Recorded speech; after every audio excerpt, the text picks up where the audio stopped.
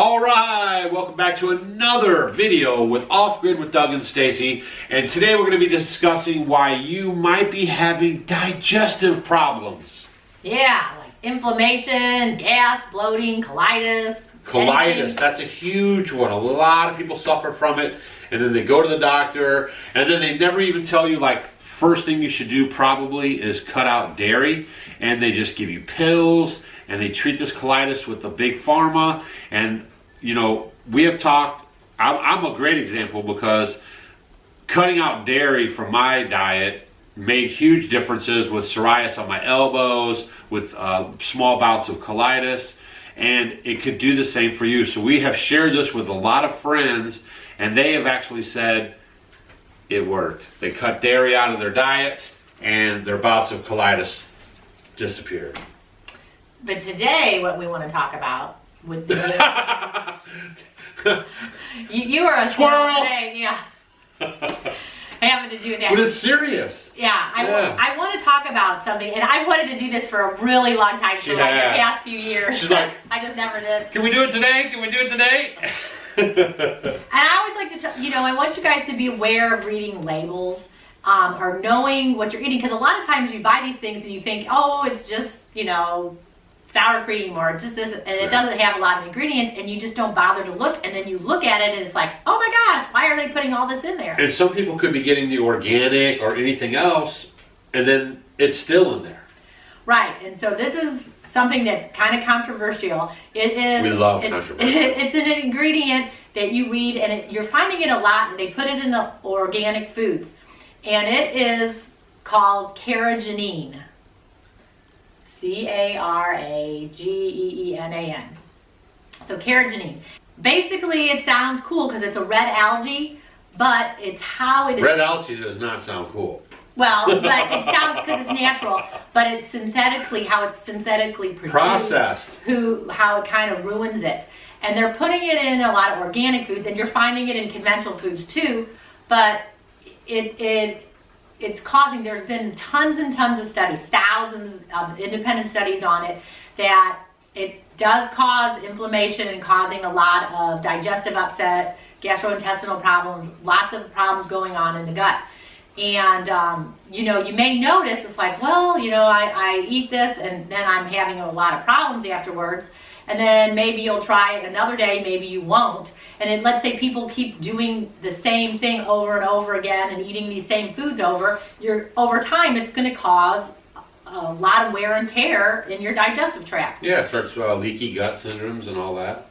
And it could be So I'm always err on the side of caution. We're big advocates here of growing your own foods, raising your own animals and all that. And if you don't have access to raw milk, which is going to be your number best one best thing, right? Because a lot of these things, Carrageenan is found in a lot of dairy type products, right? But it's also found in non-dairy products, right, like your almond milk, your soy milk, your rice milk, things like that. It's found in ice cream, it's found in whipped cream, it's found in sour cream, it's found in cream. I mean, you're finding it everywhere. You're finding it in desserts. Yeah. You find it in deli meats.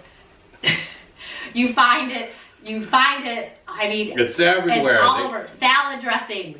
So you have to read your labels. Oh, and a big one is in like processed foods. So already prepackaged. Yeah. Read, because it's an emulsifier or a thickener. Look, guys, the industry has friends, and the friends make Carrageenan.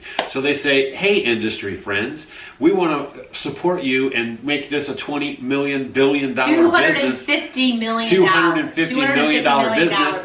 And we could just sneak small percentages of Carrageenan in your products. And they go, hey, that's great. How much? And then they say, here's all the money. And they say, okay, we'll add a small percentage and put you on our ingredient label. There's a lot of lobbyists for Carrageenan, and basically, the studies. You don't need it. The studies that are, come out and they use are ones that have something to benefit from it. Right, and that's the other thing, guys. When you guys do your research and you look and you find studies, then dig a little bit deeper and see who funded the study.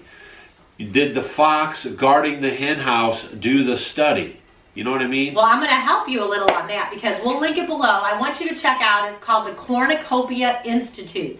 It is a watchdog group for organic farming and agriculture, and it's really cool. They get out there and they're trying to fight the fight. So check them out, you know, support them if you can. But there's a lot of information, and they have a whole list of all the organic products that there's no carrageenan in. Right. But last year, you know, they've done a lot of work where they are now acknowledging that carrageenan, they're not going to be putting it in a lot of these organic products.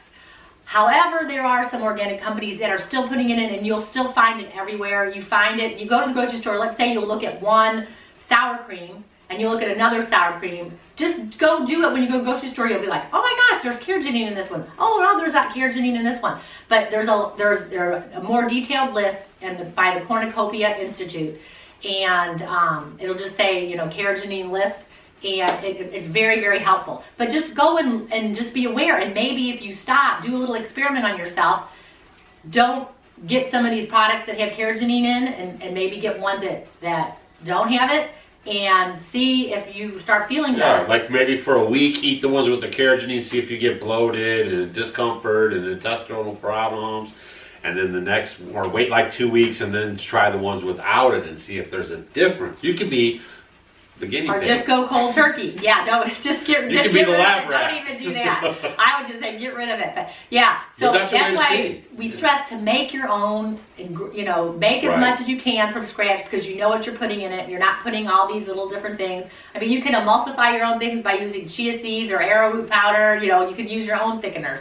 But definitely, you know, check out the Cornucopia Institute, because there's a lot of information. There's tons not a of paid information. endorsement. We have no affiliation but with it's the a great Cornucopia organization, and yeah, it's really, really been helpful. Yeah. So the bottom line is, guys, read your labels. And when you read your labels, look for the things that you guys are still buying at the stores. Get the ones with the least amount of ingredients.